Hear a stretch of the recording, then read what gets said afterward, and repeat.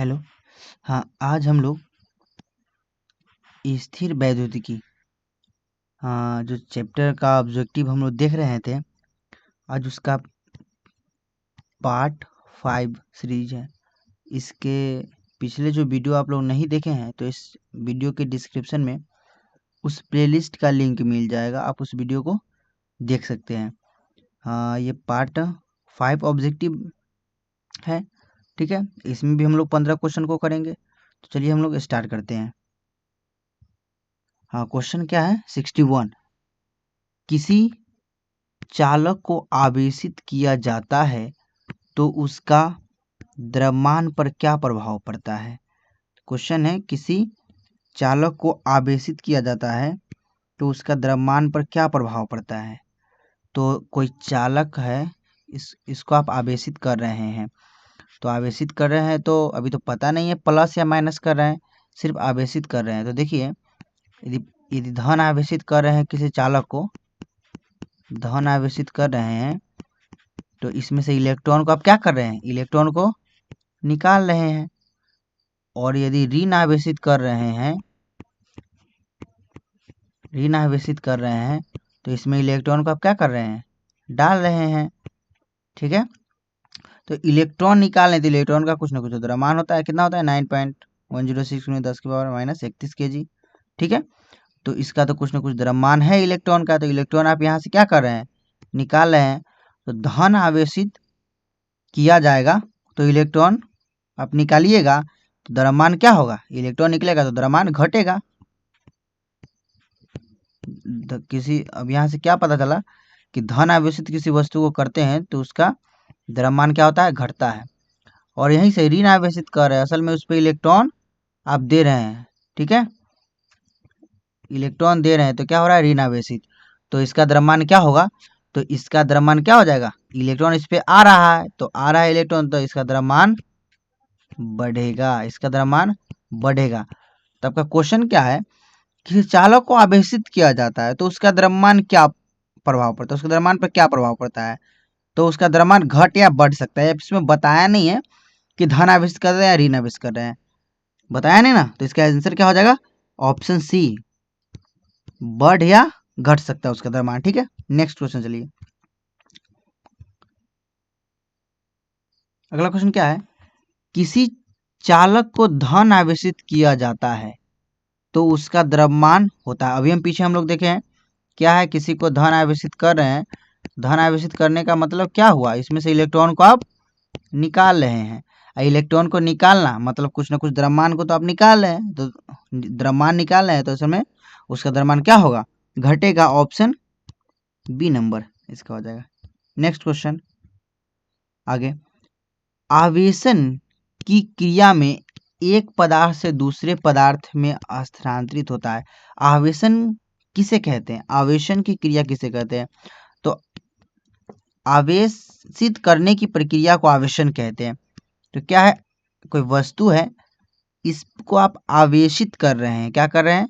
आवेशित। तो उसी को हम लोग आवेशन करने, उस प्रक्रिया को आवेशित करने की प्रक्रिया को आवेशन कहते हैं। तो आप इस पे प्लस चार्ज लाते हैं तो आएगा कैसे प्लस चार्ज? इसमें से इलेक्ट्रॉन को आपको निकालना होगा। या माइनस चार्ज लाते हैं, ठीक है, तो इसमें क्या करना होगा? इलेक्ट्रॉन को डालना पड़ेगा। इसमें प्लस लाने के लिए इलेक्ट्रॉन को निकालना पड़ेगा और माइनस आवेश लाने के लिए इसमें इलेक्ट्रॉन को डालना पड़ेगा। तो आवेशन की क्रिया में एक पदार्थ से दूसरे पदार्थ में क्या स्थानांतरित होते हैं? तो यही तो इलेक्ट्रॉन होता है स्थानांतरित। ऑप्शन कौन आ जाएगा? Option B. इलेक्ट्रॉन चला जाए तो प्लस हो जाता है, इलेक्ट्रॉन आ जाए तो माइनस हो जाता है। चलिए नेक्स्ट क्वेश्चन क्या है? विद्युत आवेश दो प्रकार के होते हैं जिन्हें धन तथा ऋण आवेश माना जाता है। यह नामकरण किसने किया था? तो विद्युत आवेश दो प्रकार के होते हैं, एक धन आवेश और एक ऋण आवेश। इसको जो नामकरण किया वो बेंजामिन फ्रैंकलिन ने किया। किसने? Benjamin Franklin. ऑप्शन क्या? Option C. Next question. किसी संकाय का कुल आवेश होता है, क्या हो जाता है? तो किसी संकाय का जो कुल आवेश होता है वो निश्चित होता है। क्या होता है? निश्चित। ऑप्शन कौन हो जाएगा? Option A. अगला क्वेश्चन है, जब कांच की छड़ को रेशम से रगड़ा जाता है तो रेशम पर होता है। क्वेश्चन क्या है? जब कांच की छड़ को किससे? रेशम से रगड़ा जाता है। कांच की छड़ को रेशम से रगड़ा जाता है तो रेशम पर होता है। रेशम पर कौन सा आवेश होगा? धन आवेश होगा या ऋण आवेश होगा या कोई आवेश नहीं होगा? ठीक है, या ऑप्शन इनमें से कोई नहीं। तो जब हम लोग कांच के छड़ को रेशम से रगड़ते हैं ना, जब कांच की छड़ को आप रेशम से रगड़िएगा तो जो रेशम पर जो आवेश आएगा, किस पे? रेशम पे जो आवेश आता है वो आता है ऋण आवेश। किस पे? ऋण आवेश। जो कांच पे जो आता है, कांच पर कौन सा आवेश आता है? धन आवेश आता है। ठीक है, धन आवेश। और जो रेशम पे जो आता है वो ऋण आवेश आता है। क्या आता है? ऋण आवेश। याद करके रखिएगा, ठीक है, ऋण आवेश आता है। नेक्स्ट क्वेश्चन क्या है? जब कांच की छड़ को रेशम से रगड़ा जाता है तो कांच की छड़ पर होता है। तो यही अभी हम देखे हैं। क्या देखे हैं?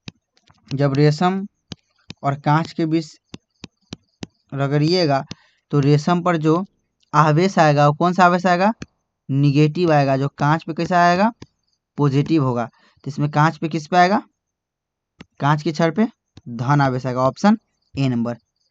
नेक्स्ट क्वेश्चन, हाँ, एबोनाइट की छड़ को जब रोआ से रगड़ा जाता है तो एबोनाइट की छड़ पर जो आवेश उत्पन्न होता है उसे कहा जाता है। ठीक है, क्वेश्चन क्या है? एबोनाइट की छड़ को किससे रगड़ रहे हैं? तो रोआ से रगड़ रहे हैं। किससे? रोआ से। तो एबोनाइट की छड़ को रोआ से रगड़ते हैं तो जो रोआ पर और किस पे, उस छड़ पे क्या आवेश आता है? तो देखिए यहाँ पे आपको बता देते हैं। जो एबोनाइट की छड़ को आप किससे रगड़ रहे हैं? तभी रोआ से रगड़ रहे हैं। रोआ, जिसको इंग्लिश में बोलते हैं फर, कह सकते हैं फर। ठीक है, तो जो एबोनाइट को रगड़ते हैं ना, उस पर माइनस आता है। क्या आता है? निगेटिव। और जो रोआ पे जो आवेश चला जाता है वो कैसा जाता है? पॉजिटिव। तो यहाँ पे क्वेश्चन क्या है? एबोनाइट की छड़ को जब रोआ से रगड़ा जाता है तो एबोनाइट की छड़ पर जो आवेश उत्पन्न होता है, किस पे? एबोनाइट पे। एबोनाइट पे कौन सा आवेश उत्पन्न होता है? निगेटिव। Option A number. ठीक है, नेक्स्ट क्वेश्चन, किसी आवेशित वस्तु पर आवेश का मान डैश का पूर्ण गुणज होता है। तो आवेश का क्वांटमीकरण का फॉर्मूला था Q इक्वल टू एन। किसी वस्तु पर जो आवेश का मान होता है वो इलेक्ट्रॉन का पूर्ण गुणज होता है। तो इलेक्ट्रॉन का आवेश कितना होता है? 1.6 गुने 10 के पावर माइनस 19 कूलम। ऑप्शन क्या हो जाएगा? Option A number. Next question, आवेश के पृष्ठ घनत्व का मात्रक होता है। देखिए यहाँ से एग्जाम में क्वेश्चन बनेगा। हम लोग देखिए सबसे पहले हम समझते हैं आवेश का रैखिक घनत्व क्या कहते हैं, किसे कहते हैं? आवेश का रैखिक घनत्व। तो आवेश का रैखिक घनत्व क्या होता है? तो किसी एकांक लंबाई पे वितरित आवेश को आवेश का रैखिक घनत्व कहते हैं। क्या क्या बोले हम लोग? किसी एकांक लंबाई पर वितरित आवेश को आवेश का रैखिक घनत्व कहते हैं। इससे सूचित करते हैं किससे? तो लेमडा से सूचित करते हैं। लेमडा क्या होता है? फॉर्मूला क्या होता है? प्रति एकांक लंबाई पे तो L अपॉन में Q। ठीक है, ये फॉर्मूला होता है इसका रैखिक आवेश का। इसका मात्रक क्या होता है? इसका जो मात्रक होता है कूलम। क्यू का क्या होगा? कूलम अपॉन में एल मीन्स लंबाई का मात्रक होता है मीटर। तो कूलम मीटर इनवर्स हो जाएगा। ठीक है, ये आवेश का रैखिक घनत्व। एक आता है आवेश का पृष्ठ घनत्व। क्या होता है? आवेश का पृष्ठ घनत्व। आवेश का पृष्ठ घनत्व क्या होता है? तो आवेश का जो पृष्ठ घनत्व है वो उसका फॉर्मूला होता है प्रति एकांक क्षेत्रफल पर, प्रति एकांक क्षेत्रफल पर वितरित आवेश को, प्रति एकांक क्षेत्रफल पर वितरित आवेश को आवेश का पृष्ठ घनत्व कहते हैं। क्या कहते हैं? आवेश का पृष्ठ घनत्व कहते हैं। अब देखिए यहाँ से जो इसका जो फॉर्मूला होता है वो क्या होता है? तो इसमें जो आवेश होता है ना वो किसी क्षेत्रफल पे वितरित होता है। किस पे होती है? मतलब कोई क्षेत्रफल पे फैला होता है। तो यहाँ पे जो इसका फॉर्मूला होता है एरिया, मतलब आवेश अपॉन में एरिया, आवेश अपॉन में एरिया हो जाता है। और जो इसको सूचित करते हैं, जो इसको सूचित किया जाता है उसको हम लोग जो सूचित करते हैं इसको सिग्मा से सूचित करते हैं। किससे करते हैं? सिग्मा से। जो आवेश का जो पृष्ठ घनत्व होता है उसको हम लोग सिग्मा से सूचित करते हैं। तो क्या फॉर्मूला हो जाएगा? Sigma equal to Q upon में ए। इसका मात्रक क्या हो जाएगा? इसका जो मात्रक क्या हो जाएगा? तो आवेश का मात्रक क्या होता है? कूलम अपॉन में ए क्या है? क्षेत्रफल है। तो क्षेत्रफल का क्या हो जाएगा? Metre square. इसका क्या हो जाएगा? कूलम मीटर, ऊपर जाएगा तो इनवर्स 2। इसको आप ऐसे ही बोल सकते हैं कूलम प्रति मीटर स्क्वायर या कूलम मीटर इनवर्स 2। तो इसका जो होगा पृष्ठ घनत्व का जो मात्रा होगा, ऑप्शन कौन हो जाएगा? Coulomb metre inverse 2, option C. यहाँ पे सेंटीमीटर मत पड़ेगा, इसको कूलम मीटर इनवर्स 2 है। ठीक है, चलिए। और एक और भी आता है इसका, आवेश का आयतन घनत्व। क्या होता है? आवेश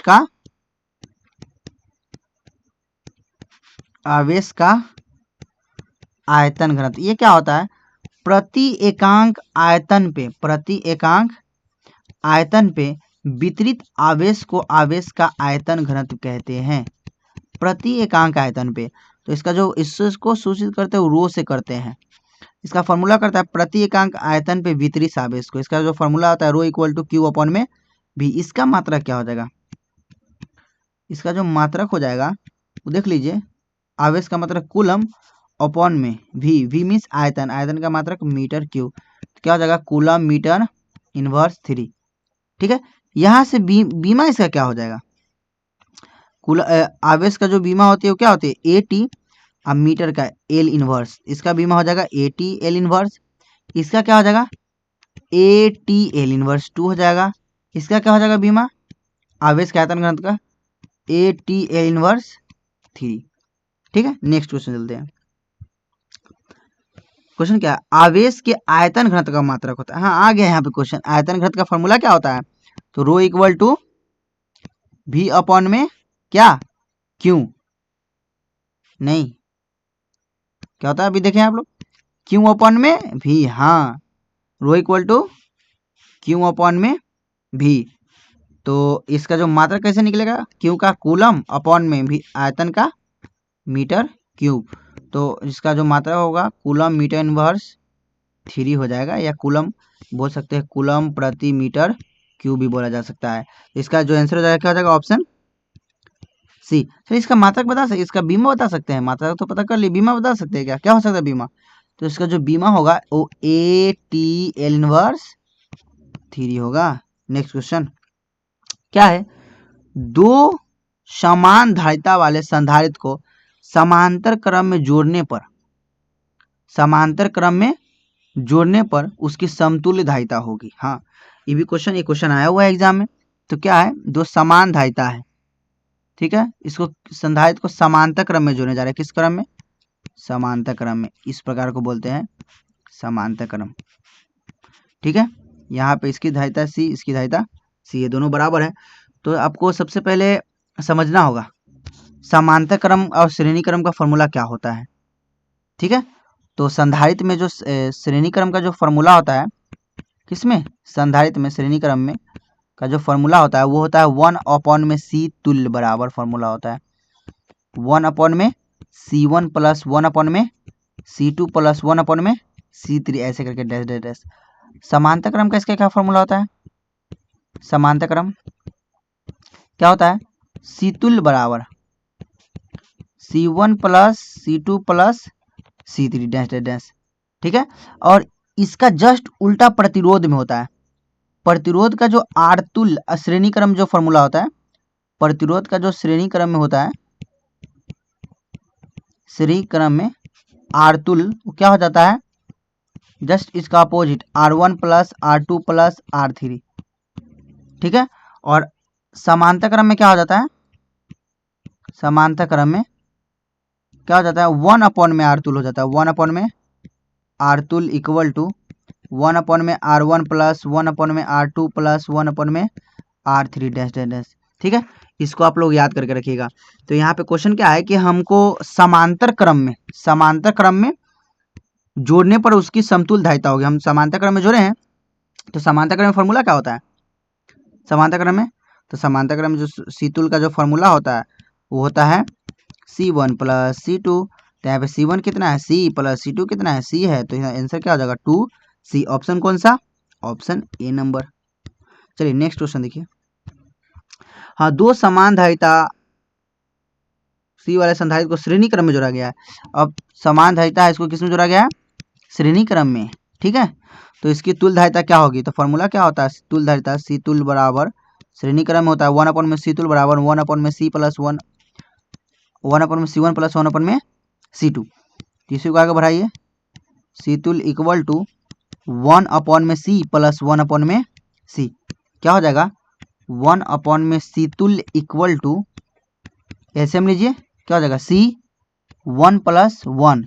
तो इसको 1 में C तुल्य इक्वल टू जो आ जाएगा वो 2 में C, इसको हमको तो C तुल्य लाना है ना, तुल्य कितना हो जाएगा C में 2। इसको अल्टी पल्टी किए, इसको भी कर दिए, तो क्या हो जाएगा C तुल्य बराबर C में 2। ऑप्शन कौन, ऑप्शन C हो जाएगा। नेक्स्ट क्वेश्चन, आवेशित संधारित्र पर संग्राहक प्लेट और संग्रहक प्लेट के आवेशों का योग होता है। देखिए ये संधारित्र है, एक को संग्राहक प्लेट बोलते हैं, क्या बोलते हैं, एक को संग्रहण प्लेट बोलते हैं। इसमें दोनों जो आवेश होता है वो दोनों का जो योग होता है वो एक होता है, दोनों को जोड़कर 0 हो जाता है। कितना हो जाता है, 0। ऑप्शन कौन आ जाएगा, ऑप्शन ए। नेक्स्ट क्वेश्चन, वैद्युत द्विध्रुव पर निरक्षीय स्थिति में विद्युत विभव का व्यंजक होता है। तो क्या है, कोई वैद्युत द्विध्रुव है, मान लीजिए माइनस क्यू है और प्लस क्यू है, तो निरक्षीय इसकी लंबवत बिंदु पे जो विद्युत विभव का मान होता है वो क्या होता है, 0 आता है। ठीक है, तो ऑप्शन कौन हो जाएगा, ऑप्शन सी हो जाएगा इसका आंसर। चलिए, तो बस इस वीडियो में हम लोग इतना ही तक रहने देते हैं। वीडियो देखने के लिए धन्यवाद। इस पूरे सीरीज को आप लोग इस पूरे ऑब्जेक्टिव को नोट करके इसको रिवीजन कीजिएगा। ठीक है।